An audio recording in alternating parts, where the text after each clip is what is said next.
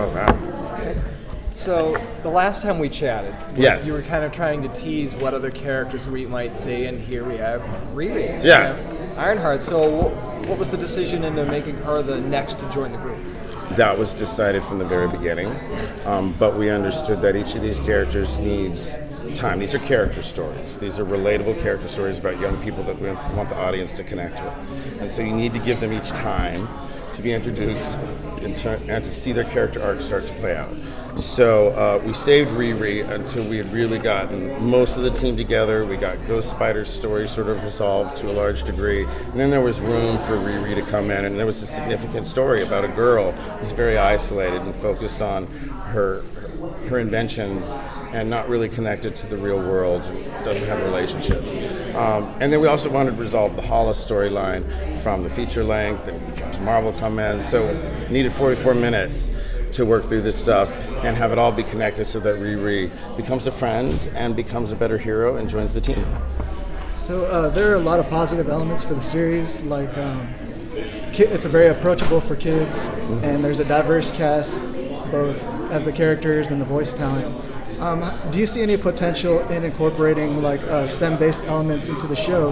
I know that the characters aren't direct correspondents to their comic counterparts, but like say Squirrel Girl is a computer scientist, Ms. Marvel is a gifted student in science, and Rai Rai is like an engineering prodigy. Do you see any potential in that, knowing that it's geared towards kids and like trying to inspire? Yeah, we've had conversations about that. I mean, certainly we can have these characters sort of show how they problem solve through science as an example, but extending that into something we've talked about. It needs to be the right fit and the right program, but between Riri and Squirrel Girl and somebody who's joining in one of the next specials, you'll have three scientific geniuses who probably do more to save the day with their smarts than their powers. So yes, there is an opportunity there. So I was curious, when you're thinking about introducing a character like Riri, and people are very attached to their idea of what they think she is and her backstory, and like you put out pictures and there was a bit, of a hoopla-ha about what she was going to look like. When you're approaching bringing a character in and you know people, like they all have their idea of what she's supposed to look like, how do you kind of think about, integrating that into the story and approaching that? It's always very hard because the Marvel fan is very devoted and can be intense, and you sort of have to step away from it a second and say there will always be people who criticize because it's not the exact version that they had in their mind or the way somebody was drawn in comics, which that doesn't transfer to animation, or elements of the story that are too dark for kids or are just too complex. Like try telling Captain Marvel's story in a movie. It's one of my favorite characters. There's 51 years or 52 years of continuity. That'd be 10 movies. So, what do you do to make it work for this medium? There will always be people who are unhappy. We're finding that, fortunately for Marvel Rising, it's a very small group of adults. And we know that, yes, we hope parents watch with kids, but this is primarily for girls 6 to 12. And they don't have those preconceptions. We have an opportunity to tell stories with positive values for them, and that has to be our focus, because if you get caught up in the comments, you could go all day. I worked on Ultimate Spider-Man, and it was just raked over the coals for a year or two, and then when it was canceled, everybody was like, how dare you? And you just sort of so you can't engage that much in it is the best thing I can answer. But there will always be criticisms, and every once in a while there's something valid that you have to listen to, One of the things I really like about Marvel Rising is the heroes are not really so much focused on we're fighting the villains, we're going to do this big punch them up. It's much more focused on we're here to save people, we're here to save the civilians, we're here to protect people. Why is that such an important distinction? Because being a superhero isn't about punching things, it's about making the world a better place. And making a choice every day, the Peter Parker story, making a choice every day to sacrifice something in your life for the betterment of the world. That's heavy, and it's especially heavy for a teenager. But they've all signed on for that, and they're figuring out their way. Unfortunately, they now have each other because it was really hard on their own. But now as a team, they learn from each other.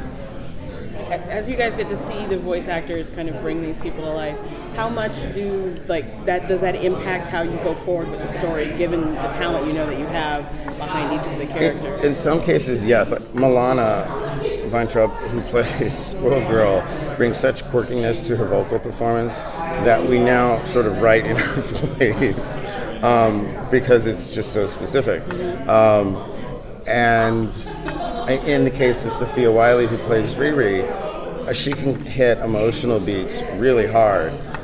For somebody so young, I mean, she's crying in the booth, and we're like, give her a break, get some Kleenex. But that was, she was in an emotional moment, so we can write for really deep emotional breadth that we wouldn't have expected such a young actor. So those are some of the ways, but I think each of the actors brings a little bit of personality. Patriot could be really stiff as a character, but Camille has so much personality that it sort of makes him more likable. And I think that's another thing. Is like writing to Camille's voice keeps Patriot from being such a stick in the mud. Do you have any hopes of, as you bring in more characters from the Marvel Universe, do you have any hopes of creating a new character? Or using it? It's a really good question. Would you create a new villain in an upcoming thing? I probably should have said that. And that was an interesting and fun experience. And there was a really story-driven reason for doing it. We get very excited about that. But the reality is we have thousands of characters, and a lot of these young characters have a following, particularly in digital comic formats with a younger audience. So why not take something that's really working with that younger audience and expand it, introduce it to maybe an even younger audience and a larger audience? We have, I hear 8, 9, or 10,000 characters. There's something in there that could serve any story purpose. But particularly this group of characters was selected by the girls that we presented the franchise to. And that was most important. In some cases, we adjusted them to work within this continuity, but yeah.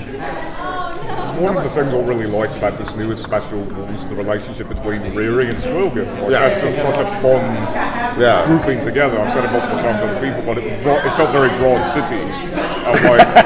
Alana, Squirrel Girl as Alana, and just kind of bringing out the fun out of this person. What made you want to put that duo together? Well, because specifically we started with Riri as being very closed off.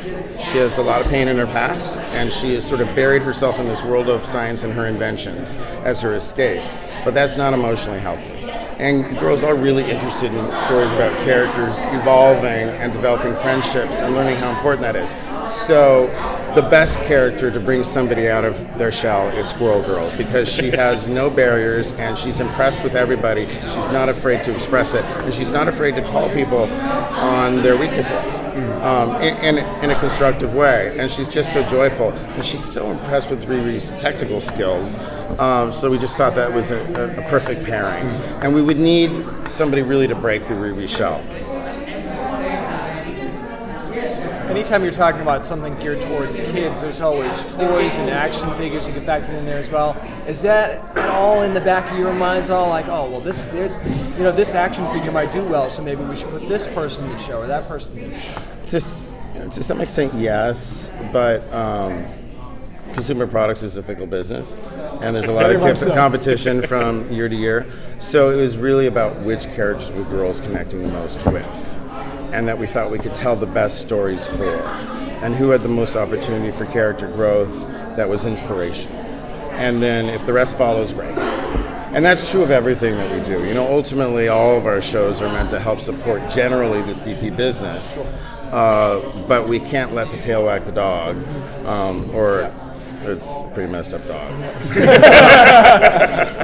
How has the collaboration been with the comics? Do you work separately, or is it you working together with the storyline? It's really interesting because my boss is Dan Buckley, who is in charge of television and publishing. And Sana Amanat is a co-executive producer, and she used to be an editor on Ms. Marvel and other books and co-creator of Ms. Marvel. And so publishing definitely has a perspective about which characters are most relevant to the audience, but also have stories that are rich and deep enough. And they do review scripts, and we work with them. And it's actually wonderful and collaborative. Thank you. Thank you. Thank you. Excellent.